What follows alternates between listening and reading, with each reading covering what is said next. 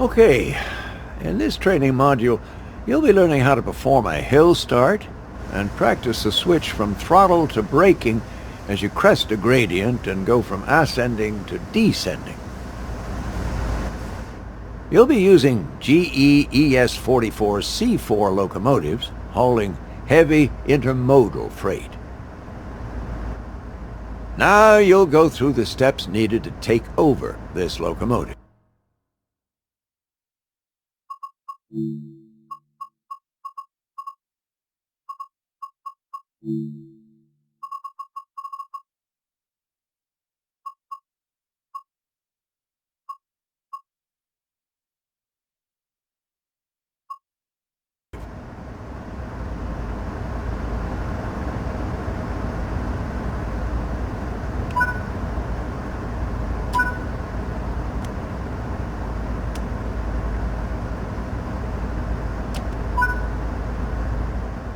When getting moving, it's worth remembering the following sequence that was covered in the locomotive training modules. Independent on, auto off. Throttle on, independent off. Let's go through that slowly and understand why.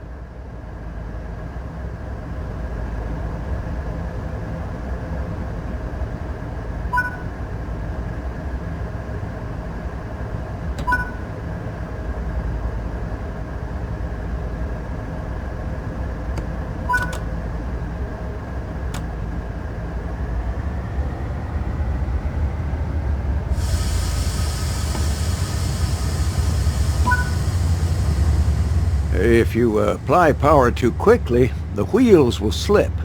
If this happens, reduce the amount of power to regain control and then gently reapply. If you are struggling for grip, apply sand to increase traction.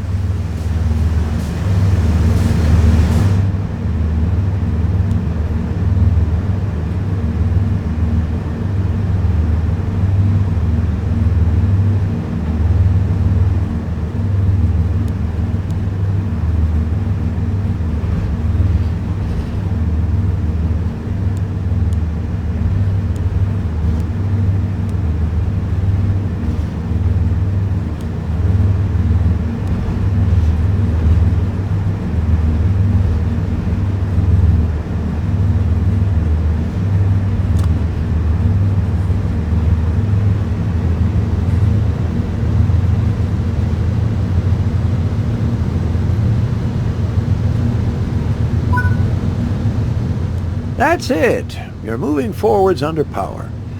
If you use the same start process every time you begin moving, it'll become second nature.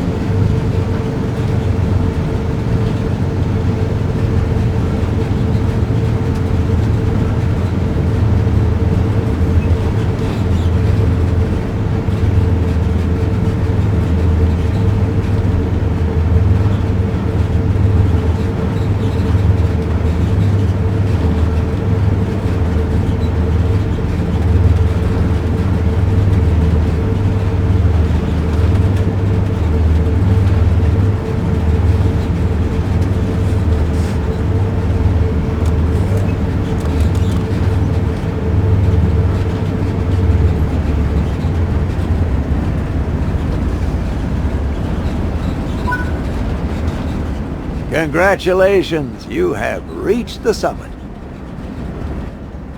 As you start your descent, you'll need to switch to dynamic brakes to control your speed.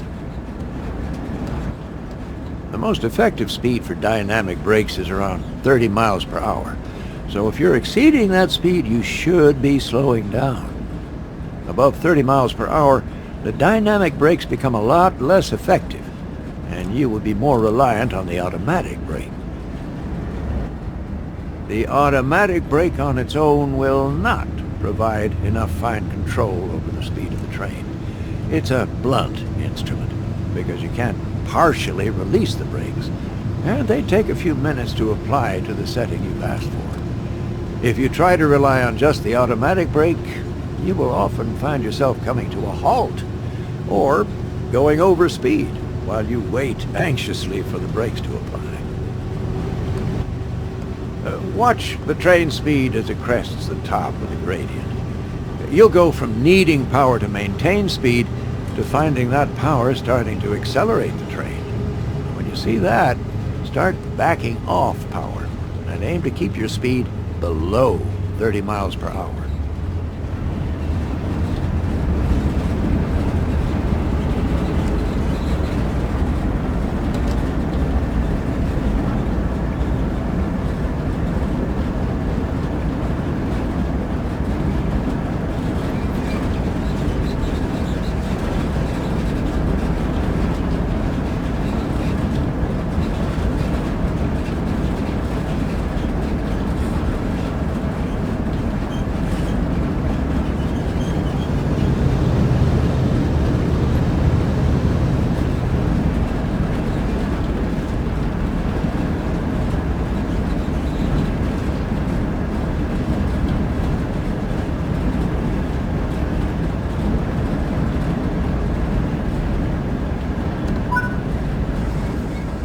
Once your throttle is at zero and you're starting to pick up speed a little, it's time to get the dynamic brakes into their setup position. They'll need to be there for 10 seconds before you can use them further.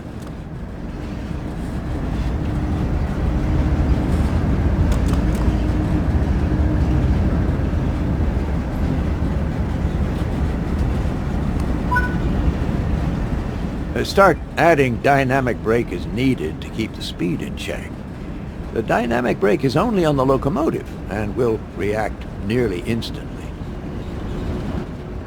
As you begin to get to larger amounts of dynamic brake needing to be applied, it's time to bring in the automatic brake to help. In most cases, a minimum set of automatic brake is enough. Apply that now. Watch out that on some locomotives, as you apply the automatic brake, this will cut the dynamic brake out entirely. This is because of the brakes applying on your locomotive. If you notice this happening, pull the independent brake towards you into the bail-off position, and it will release those brakes only, leaving the automatic brake on the rest of the train. And you will see the dynamic brake come back into action immediately. As the automatic brake begins to take effect down the length of the train, you'll notice the train begin to slow down due to the extra braking effort.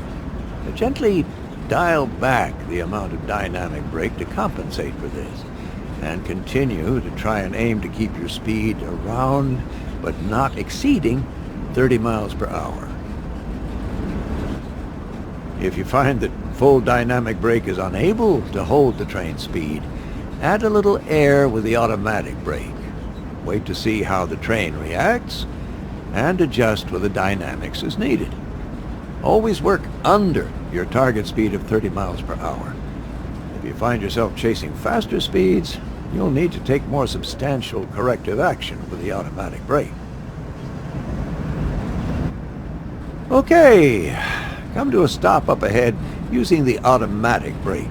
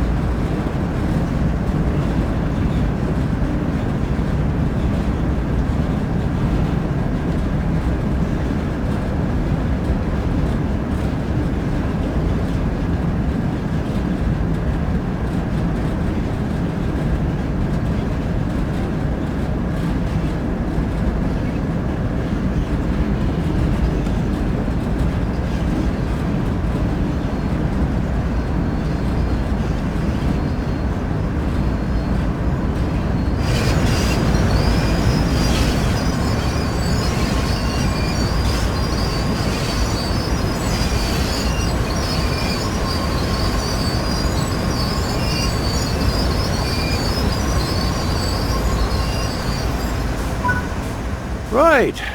Well, that concludes this training module.